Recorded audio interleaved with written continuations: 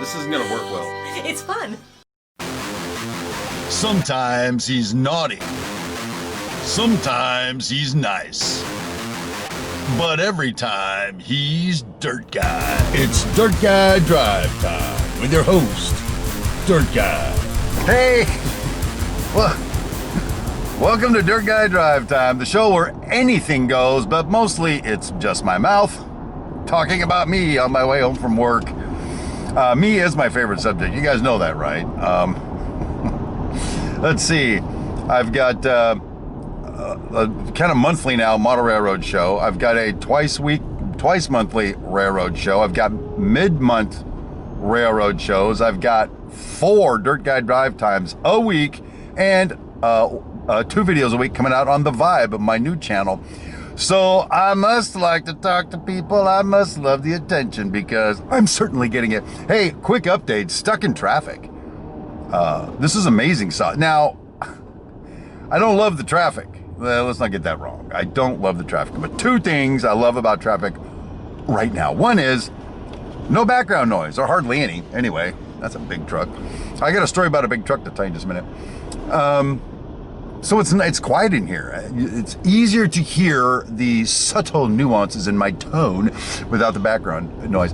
Second thing is, this means people are going back to work in my humble, unless there's a wreck up there. I don't know. Maybe that's what it is. I'm hoping it's not. I'm hoping people are going back to work, getting past the vid. Speaking of work, so this bizarre thing this morning, we got a shipment of furniture in.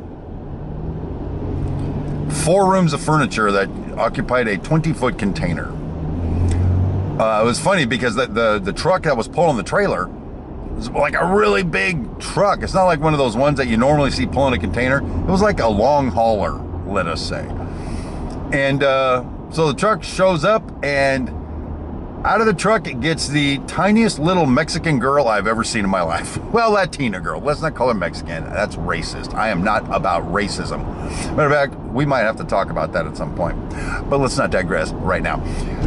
It's just this image of this massive truck that somebody like me belongs in. And like this 4-foot, like 22-year-old girl gets out. And she's like, I'm here to deliver your furniture. I'm like, wow.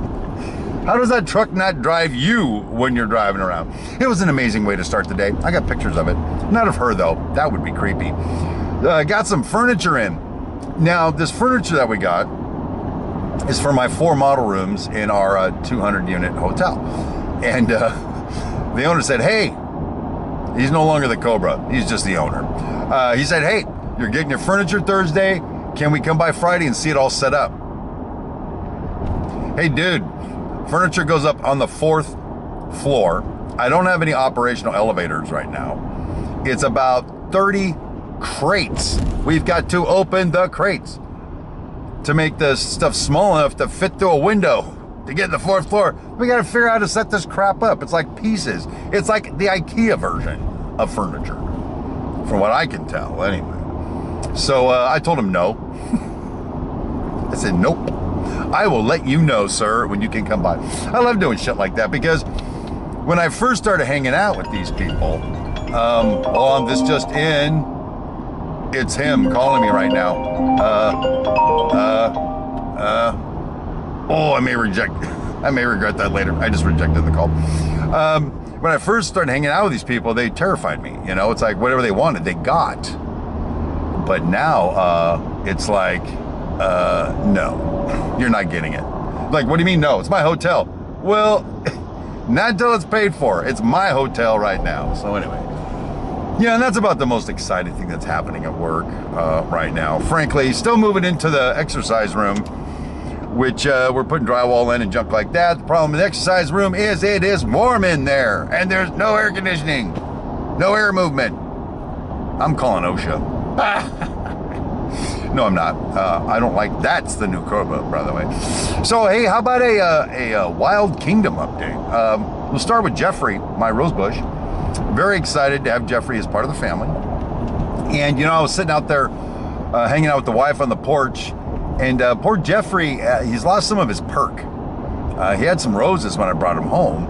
He's lost some of his perks. So he and I were talking about it last night, but it's kind of a one-sided conversation, honestly. I do most of the talking, and he just grows. He just sits there, smelling good, but growing. And I think I figured out the problem. He was in a nursery with other young Rosebushes, and he was happy and perky, and they're all hanging out together, you know? And then some human comes and grabs him and sticks him in the ground in some strange land surrounded by these massive rose bushes. I think he's a little scared right now, a little terrified.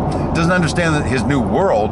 Plus, when I pulled him out of the pot, you know, I just sort of grabbed him around the throat and just yanked him out of that pot he was in and dropped him in the ground. I don't know if he's used to being handled like that, frankly. And then to make matters worse, the gardener showed up yesterday and pruned all of the other rose bushes. So they lost about 18 inches. Now, that means they're shorter compared to Geoffrey, but I'm sure Geoffrey saw that, was like, holy crap. I mean, it's an Amityville horror. It's Jason from, was he Halloween or Nightmare? No, Nightmare was that other dude. Halloween, I think. The guy with the mask. Whatever. So, I need you guys to be thinking about Jason. And granted, we don't pray for plants. So I'm not going to ask you to keep him in your prayers. But he's going through a tough time right now. And, you know, just kind of like when Philip the cat moved in. You know, Philip the cat was a little sketchy at first, but then was all over us. Update on Philip the cat.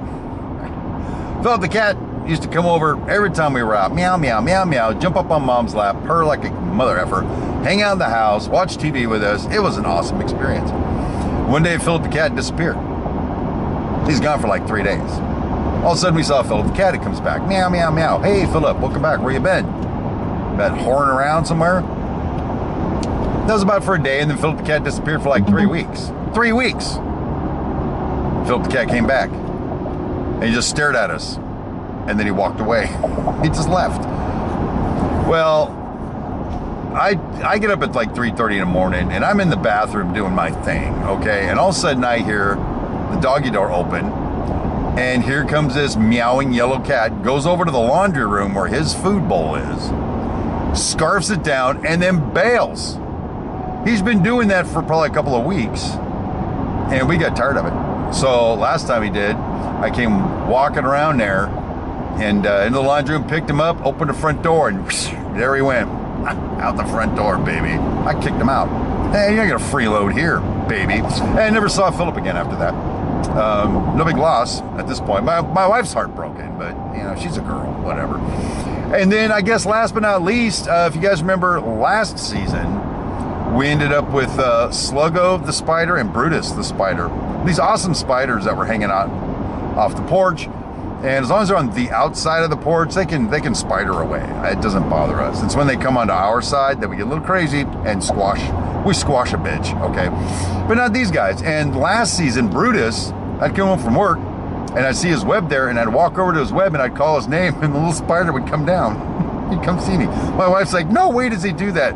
Now, maybe what he sees actually is a big snack. How do I get that in my web? You know, like that. But anyway, I always thought it was just because I'm like Dr. Doolittle of spiders or something. Well, now, turns out last night we got a couple of new entries into the Wild Kingdom. We have now a spider about the size of a dime, and one about a quarter the size of that. You can barely see the little guy. I think he's a kid. I think he's young. I think him and Geoffrey will get along really well, to be honest with you. I hope they do. I love it when the kids get along. But, so I just looked at it and I decided to name, because the little one's little, I just picked a name. I said, hey, look, it's Cleavon Little. Cleavon Little. Boom, like the actor. And then I said to my wife, Cleavon, you know, like that song by Elton John. She goes, that's Levon. It's not Cleavon, it's Levon. Well, I named him Cleavon. You gotta name him Levon. So we got Levon and Little, two new little spiders I'll be giving you updates on at the home that is the Wild Kingdom of the city that I live in. So I don't know, there is a lot of meaningless crap that you'll never get back. But one final thing you'll notice, Wednesdays, not putting out the Dirt Guy Drive Time anymore. Only for this reason, as I said last week, is because I'm putting out the Vibe videos on Wednesday nights. And I don't necessarily want to overwhelm you with my beautiful face on the internet. As I said, I'm all over the internet now. Because does that make me a narcissist? I think I'm narcissistic? I think I'm narcissistic. Or a megalomaniac. Or some big therapy word to be named later.